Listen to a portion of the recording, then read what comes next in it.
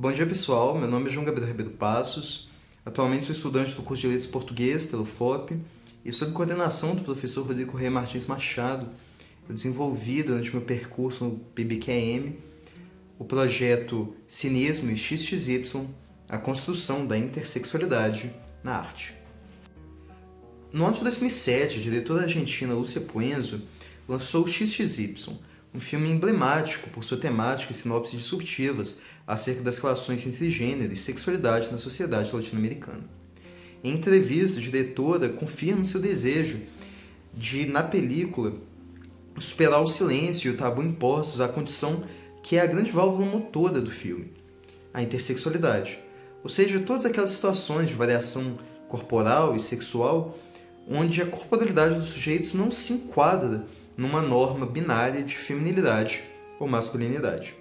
O filme adapta o conto Cinismo, publicado na coletânea Ticos, do escritor Sérgio Bísio, e teve grande repercussão no cenário cinematográfico. Tendo isso em vista, o principal objetivo do projeto foi realizar uma análise comparativa entre o filme XXY e o conto Cinismo, tentando investigar como se estruturam as relações entre gênero, sexualidade e a intersexualidade em ambas as narrativas, tentando identificar quais são os recursos próprios da cinematografia e da literatura na abordagem do corpo e dos sujeitos intersexuais, bem como dos debates que são suscitados acerca das relações de poder, do discurso médico-científico e do contexto latino-americano de produção e realização de ambas as obras. Originalmente, tentou-se trazer à baila o poema Romeu e Julieta de Tchaikovsky, de Jorge de Sena, a fim de se entender esse processo na poesia, mas julgou-se desnecessário sua inclusão.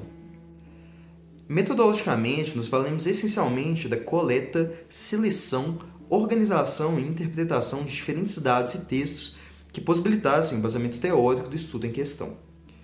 Revisamos a bibliografia corrente acerca de gênero e sexualidade em figuras como Michel Foucault, Judith Butler, Mauro Cabral, Thomas Lacour, bem como das questões que são tangenciais à literatura, intermedialidade e cinema, como Adalberto Miller, Walter Benjamin e André Bazin. Feito isso, realizamos a leitura das obras e suas fortunas críticas, seguidos da análise crítica e da interpretação dos dados, a fim de conseguir se delinear as conclusões frente aos objetivos e hipóteses iniciais. O conto Cinismo possui uma premissa simples, o encontro de duas famílias amigas no litoral uruguaio, mas desenvolve uma miríade de temas.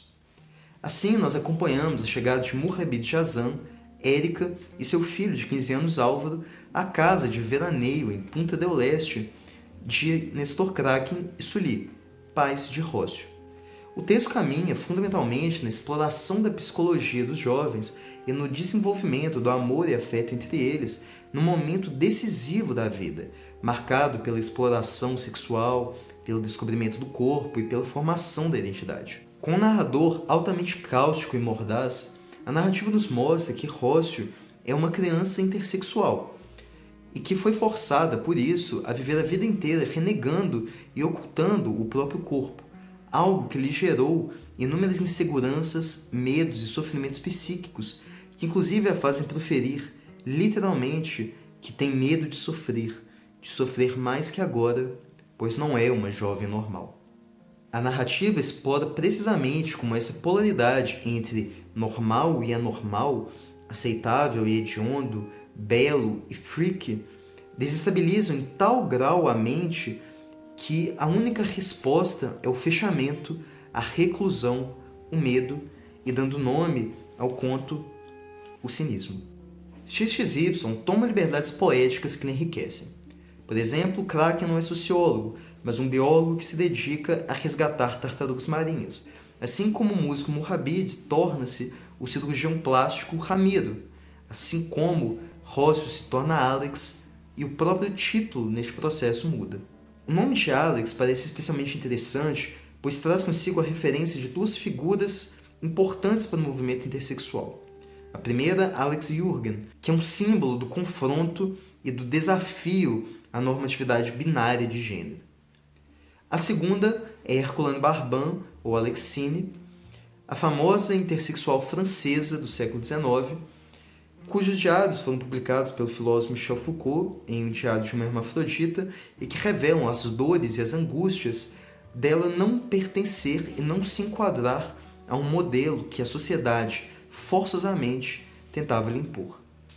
A escolha do título também é interessante, pois XXY é a ordem e a organização cromossômica dos nascidos com síndrome de Klinefelter, uma das formas mais famosas e conhecidas de intersexualidade no mundo. O real objetivo da vinda é o de que Ramiro analise a situação e a condição intersexual de Alex a fim de realizar uma cirurgia corretiva a fim de designá-lo e enquadrar em um determinado gênero. O enfoque, de fato, é mostrar como pessoas intersexuais desafiam, confrontam com sua própria existência a binariedade de gênero, literalmente por subverterem em todos os níveis essa pretensa universalidade, mostrando como ela não é capaz de acolher a todos. O corpo intersexual, enquanto um sistema de signos que apaga as fronteiras que dividem os gêneros, constitui-se enquanto a imagem de um mundo desligado dessa binariedade de gênero arcaica e que é vislumbrado com a catártica frase final de Alex. E se não há nada que elegir? Concluímos que ambas as obras se mostram importantes e prodigiosas, uma vez que, por meio de suas próprias especificidades enquanto linguagem, abordam a intersexualidade, o contexto latino-americano e o discurso médico-científico. Gostaria de agradecer imensamente ao FOP, Universidade Federal de Ouro Preto, pela disponibilidade e incentivo, ao CNPq pelo fomento e apoio, e ao meu orientador, Rodrigo Corrêa Martins Machado, que sempre acreditou e acredita em mim e me deu essa grande oportunidade.